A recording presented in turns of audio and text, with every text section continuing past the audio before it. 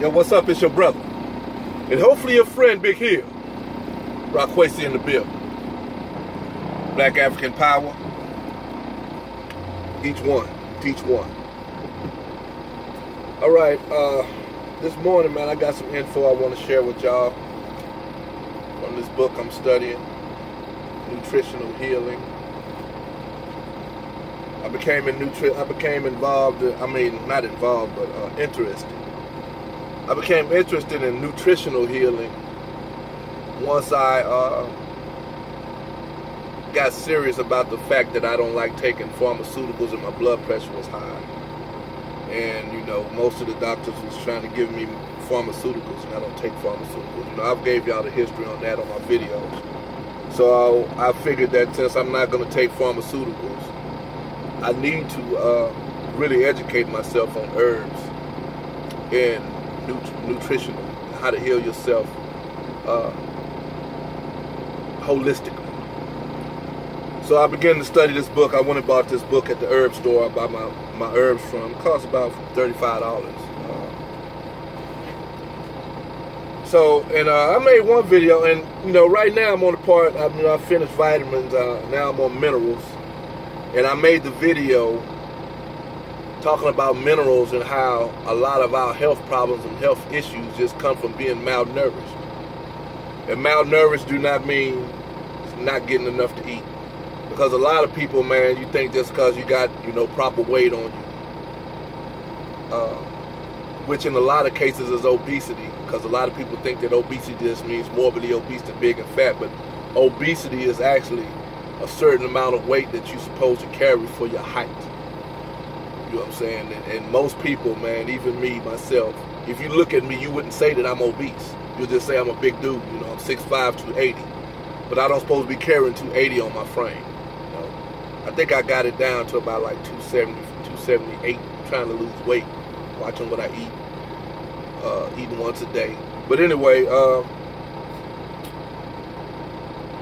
the video, for what I began to understand from this book, like when I made the video on vitamins and vitamin deficiency, and I read the vitamins, and I read just the deficiencies that happens to the body when the body is not properly getting its vitamin intake, you know, getting proper nourishment from its vitamin intake.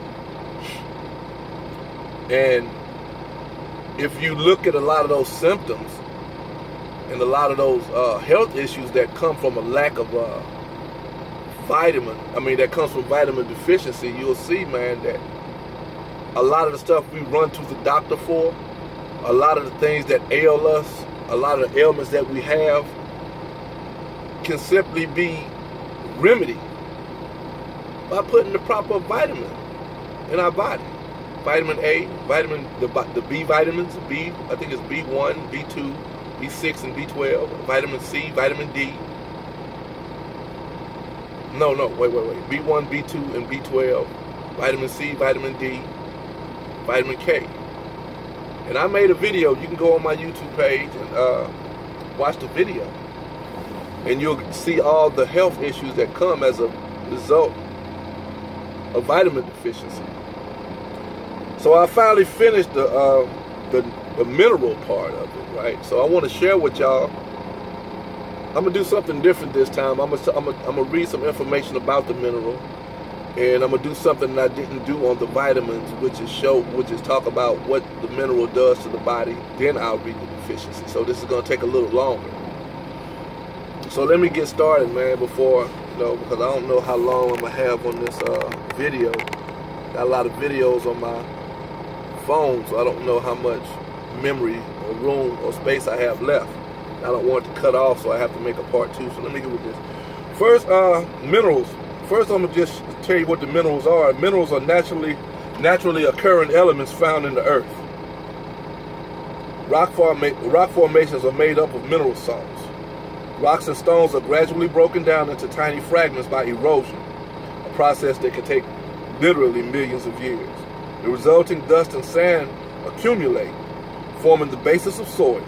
The soil is teeming with microbes that utilize these tiny crystals of mineral salts, which are then passed on from the soil to the plants. Herbivorous animals eat the plants, and we obtain these minerals by consuming the plants or herbivorous animals. All right, so basically it's telling you what a mineral is and how we get the minerals, you know. And there's a lot of minerals, man. You know, some of these minerals I didn't even know about. I was like, wow. You know, I knew about a few of them, like copper, magnesium, things like that. Iron, I knew about that one. I even knew about manganese. I heard Dick Gregory talking about manganese. But anyway, there's a lot of other ones. And the first one is boron. Boron is needed for trace amounts, is needed in trace amounts for healthy bones and muscle growth. So when you hear trace amounts, that means that the body really doesn't require a lot of it, you know. It says it's needed in trace amounts for healthy bones and muscle growth because it assists in the production of natural steroid compounds within the body. It is also necessary for the metabolism of calcium, phosphorus, and magnesium. Boron enhances brain function, promotes alertness, and plays a role in how the body utilizes energy from fats and sugars. So this mineral boron, as we can see, is very important. Now, the deficiency of boron, it says boron deficiency accentuates vitamin D deficiency. So when the body is deficient in boron, that means that, man, it's also gonna take down whatever vitamin D that you're getting to. So I guess both of those will work hand in hand with each other. Now, the fact, I guess you could say boron is maybe a byproduct or a part of vitamin C, because if you're deficient in boron and that accentuates vitamin D deficiency, then that's like, yo, you take from this and then you also take from that, so this must be a part of that. It says boron helps to prevent postmenopausal osteoporosis and build muscle. So that's boron. Let's go to calcium. Calcium is vital for the formation of strong bones and teeth and for the maintenance of healthy gums. It is also important in the maintenance of a regular heartbeat and in the transmission of nerve impulses. Calcium lowers cholesterol levels and helps prevent cardiovascular disease. It is needed of muscle cramps. It is needed for muscular growth and contraction and for the prevention of muscle cramps. So if you're always waking up in the middle of the night with that muscle cramp in either your calf or your back of your leg, I know you didn't caught them. I caught them a few of myself. That means that you're deficient in calcium. So if you increase your calcium intake, them cramps should go away. It says this important mineral is also essential in blood clotting and helps prevent cancer. It may lower blood pressure and prevent bone loss associated with osteoporosis as well. Calcium provides energy and participates in the protein structuring of RNA and DNA. And it is also involved in the activation of several enzymes, including lipase, L-I-P-A-S-E, how you say that, which breaks down fats for utilization of the body. In addition, calcium maintains proper cell membrane permeability, aids in neuromuscular activity, and helps to keep the skin healthy. Calcium does a lot of stuff. And protects against the development of preeclampsia. Preeclampsia. During pregnancy, the #1 cause of maternal death. If high blood pressure develops due to pregnancy, it can be reduced by calcium intake. Calcium protects the bones and teeth from lead by inhibiting absorption of this toxic metal. If there is calcium deficiency, here we go with being deficient now. If there's calcium deficiency, lead can be absorbed by the body and deposited in the teeth and bones. Lead poisoning. All right, here we go with calcium deficiency. When you're deficient in calcium, not only can lead be absorbed by the body, but calcium deficiency can lead to the following problems: aching joints, brittle nails, eczema, elevated blood cholesterol, heart palpitations, hyperextension, hyperextension. Oh my God. Hypertension, insomnia, muscle cramps, nervousness, numbness in arms and or legs, a pasty complexion. Oh my God. Rheumatoid arthritis, rickets, and tooth decay. Deficiencies of calcium are also associated with cognitive impairment, convulsions, depression, delusions, and hyperactivity. So as we can see, man, calcium is extremely important to the body.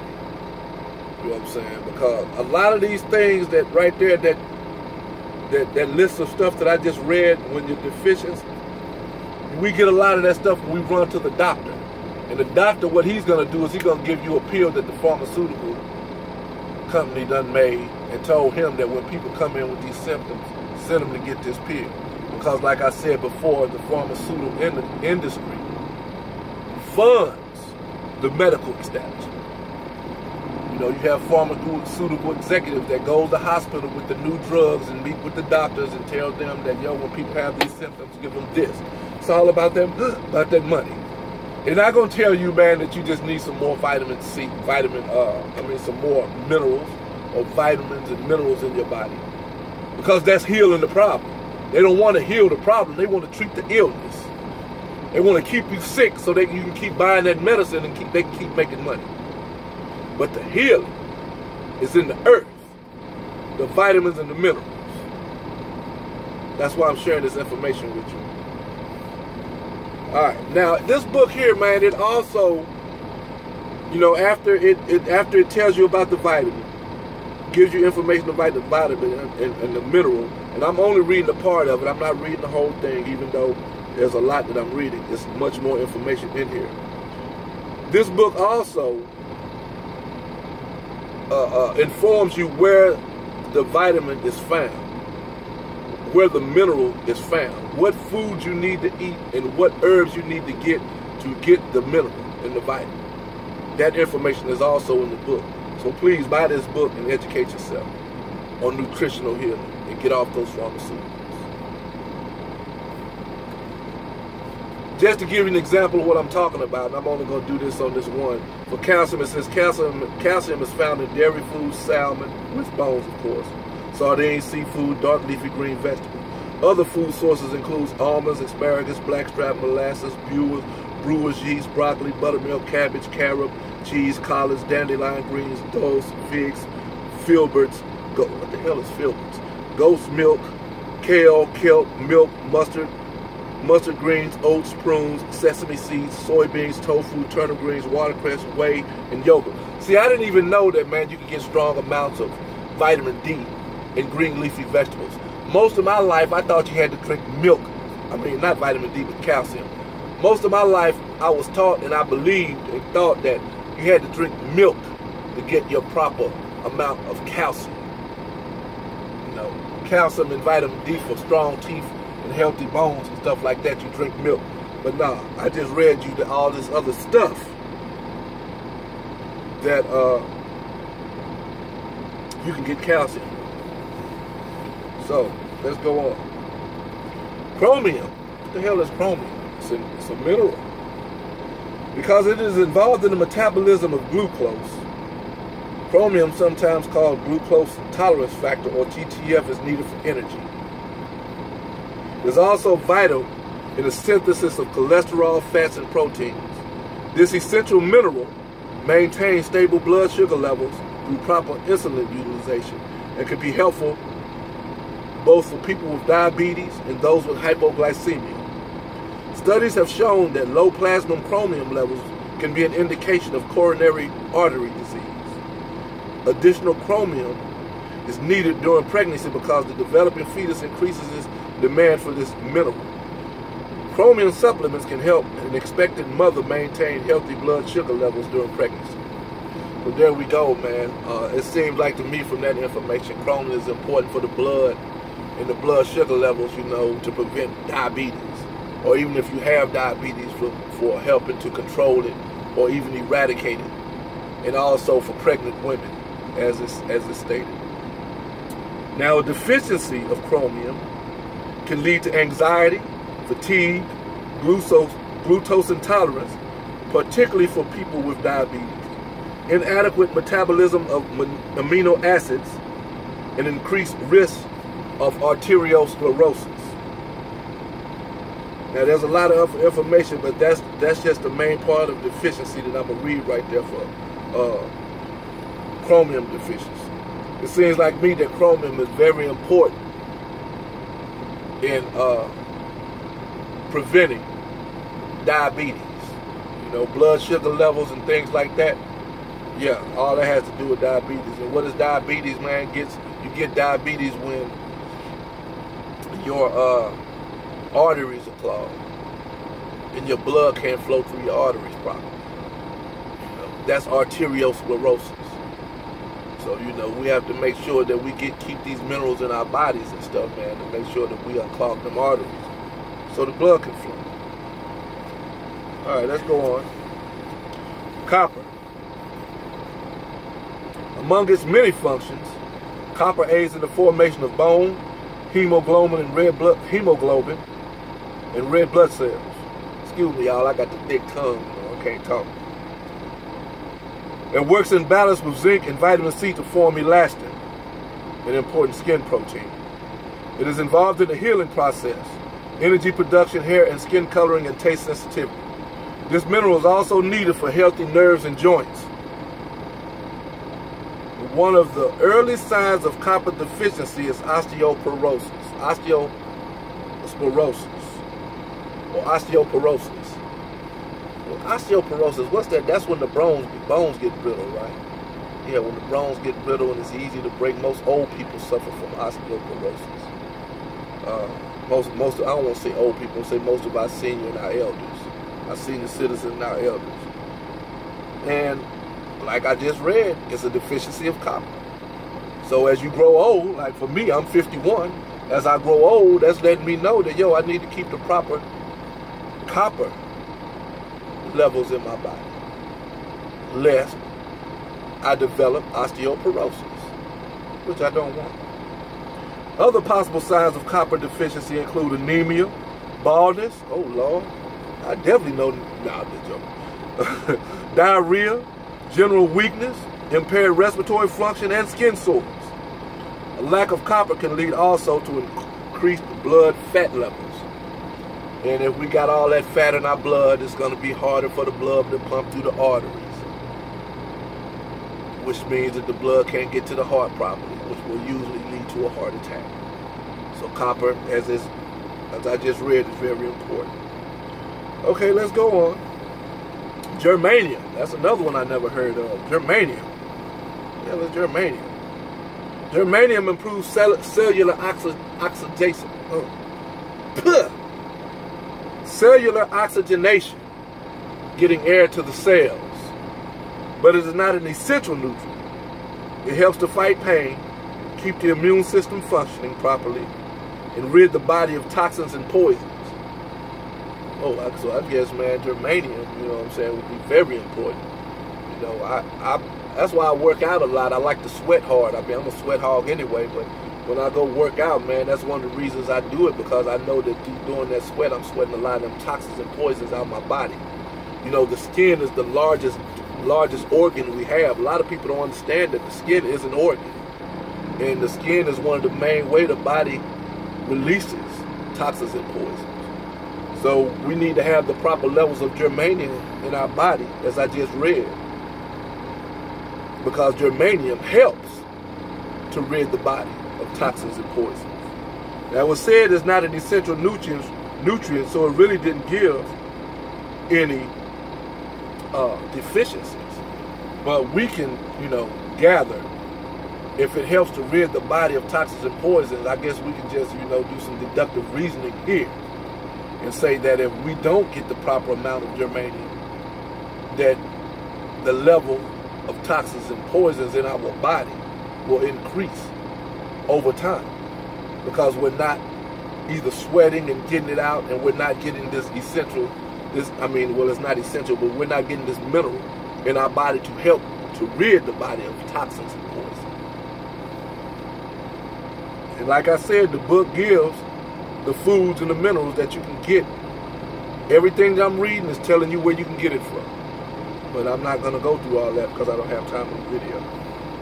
Maybe one day when I learn how to do the PowerPoint on my computer or download that software where I can put up the information as I'm talking, I can show it to you. You can read it for yourself. Okay, let's go to iodine. Iodine sounds like what's in salt, huh? Iodine is needed in only trace amounts.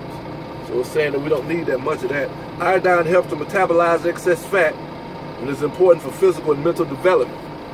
Never knew that. It is also needed for healthy thyroid gland and for the prevention of goiter. You know, people get gout. A grossly swollen gland, rarely seen these days.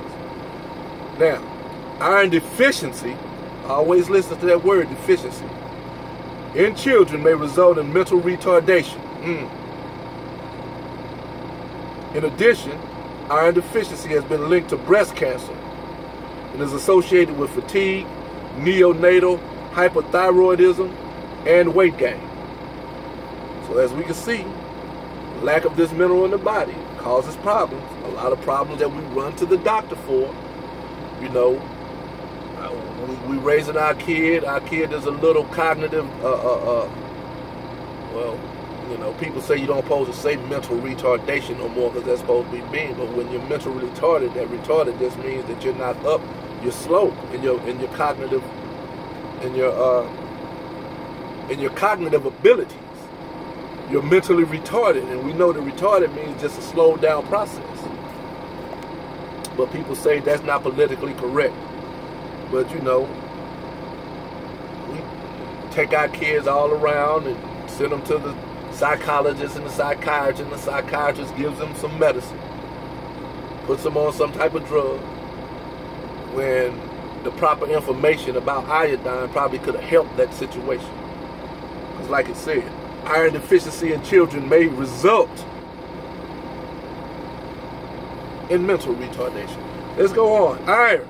Perhaps the most important of iron's function in the body is the production of hemoglobin and myoglobin, the form of hemoglobin found in muscle tissue. And hemoglobin, you know, that has to do with the blood. And the oxidation of red blood cells. Iron is the mineral found in the largest amounts in the blood. It is essential for many enzymes, including catalase, C-A-T-A-L-A-S-E. What is that? Catalase or catalase? Which one is it? I don't know. Never saw that word before. It's not a word you see every day. And it's important for the growth, and it's important for growth. Iron is also required for a healthy immune system and for energy production. Iron deficiency is most often caused by insufficient intake. However, it may result from intestinal bleeding, a diet high in phosphorus, poor digestion, long-term illness, ulcers, prolonged use of antacids, Tums and Rolaids and stuff like that. Excessive coffee or tea consumption, you know, that's why I had to stop drinking so much coffee. And other causes. Menstruating women may become iron deficient. Yeah, you bleed. Especially if they have heavy or prolonged periods and or short menstrual cycles. In some cases, a deficiency of vitamin B6, pyridoxine, or vitamin B12 can be the underlying cause of anemia. Strenuous exercise and heavy perspiration also deplete iron from the body. Iron deficiency symptoms include anemia, brittle hair, difficulty swallowing, digestive disturbances, dizziness, fatigue, fragile bones, hair loss, inflammation of the tissues of the mouth, nails that are spoon-shaped or have ridges running lengthwise, nervousness, obesity, pallor, and slowed mental reactions. Never knew that a lack of iron in your body can cause all that stuff, did you? All right. Let's go on. Trying to get this done. Here we go. Magnesium. Magnesium is a vital catalyst in the enzyme activity, especially in the activity of those enzymes involved in energy production. So a lot of these minerals have to do with keeping energy in the body. But I guess, man, when you don't get the proper stuff, that, you know, we're constantly on the move and we're constantly being active in our lives. I would say that if you don't put what's in the body that's necessary a lack of energy is the only logical thing that would happen, right? Okay, it also assists in calcium and potassium intake. A deficiency of magnesium interferes with the transmission of nerve and muscle impulses, causing irritability and nervousness. Supplementing the diet with magnesium can help prevent depression, dizziness, muscle weakness, and twitching, and premenstrual syndrome. It also aids in maintaining proper pH balance and normal body temperature. pH balance, keeping that body less acidic.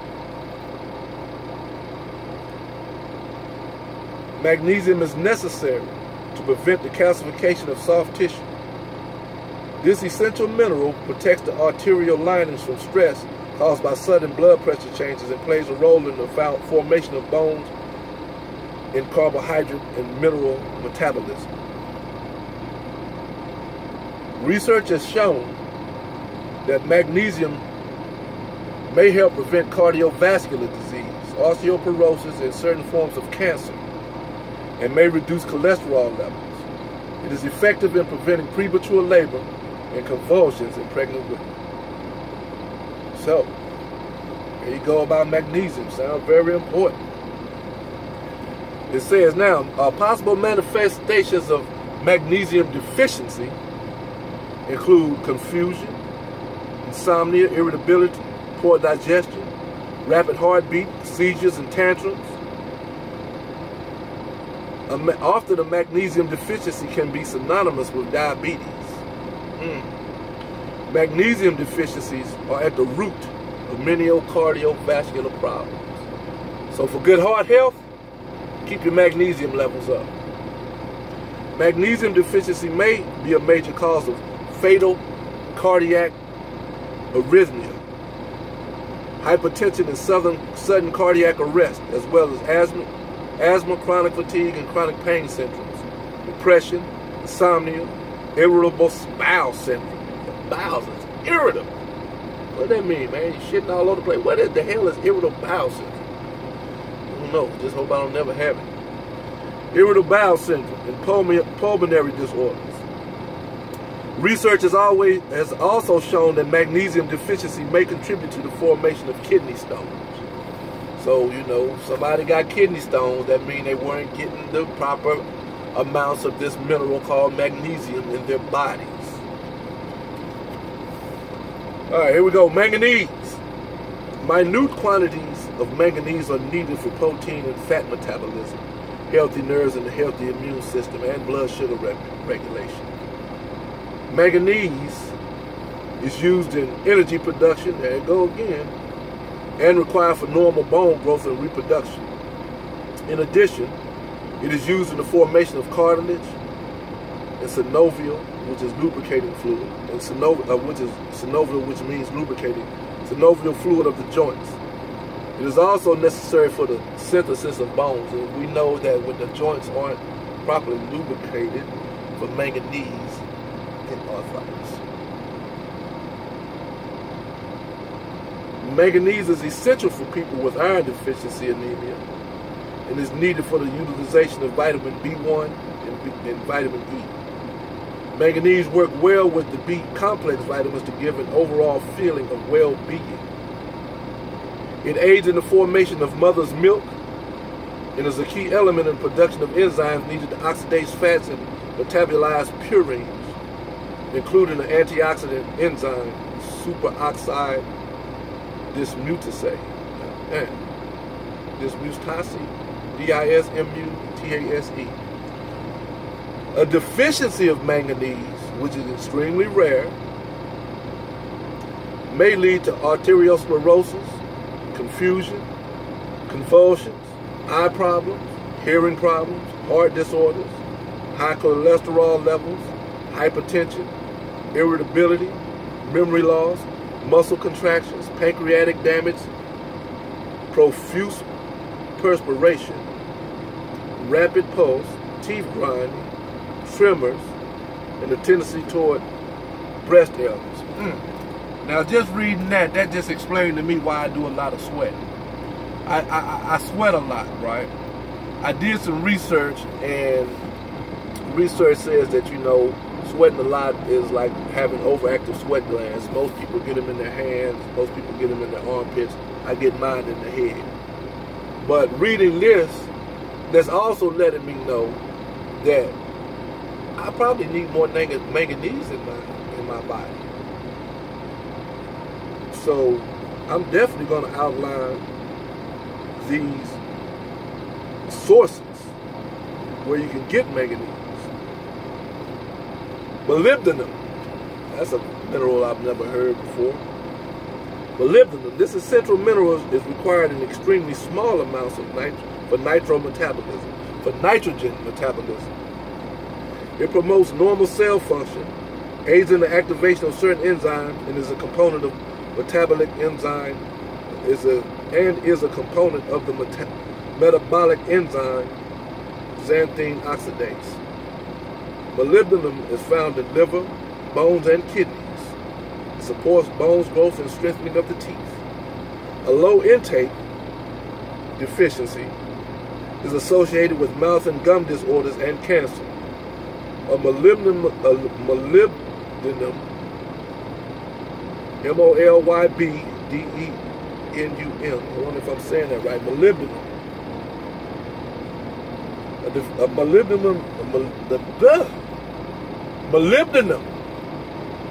A molybdenum deficiency may cause impotence in older men. Oh Lord. Man, I don't have that problem, but shit, I don't want to get it, so I guess I better go get me a stack of motherfucking molybdenum. Anyway, people whose diet are high in refined and processed foods are at risk for this deficiency. So if you eat a lot of processed foods, refined sugars and stuff like that, you are at risk for deficiency of molybdenum. All right, phosphorus. Phosphorus is needed for blood clotting, bone and tooth formation, cell growth, contraction of the heart muscle, normal heart rhythm, and kidney function. It also assists the body in the utilization of vitamins and conversion of food to energy. A proper balance of magnesium, calcium, and phosphorus should be maintained at all times. I repeat, a proper balance of magnesium, calcium, and phosphorus should be maintained at all times. Deficiencies of phosphorus are rare, but it can lead to such symptoms as anxiety, bone pain, fatigue, irregular breathing, irritability, numbness, skin sensitivity, trembling, weakness, and weight change. So if you ever get those symptoms, the first thing you probably need to do is look at and find out if you're getting your proper phosphorus intake.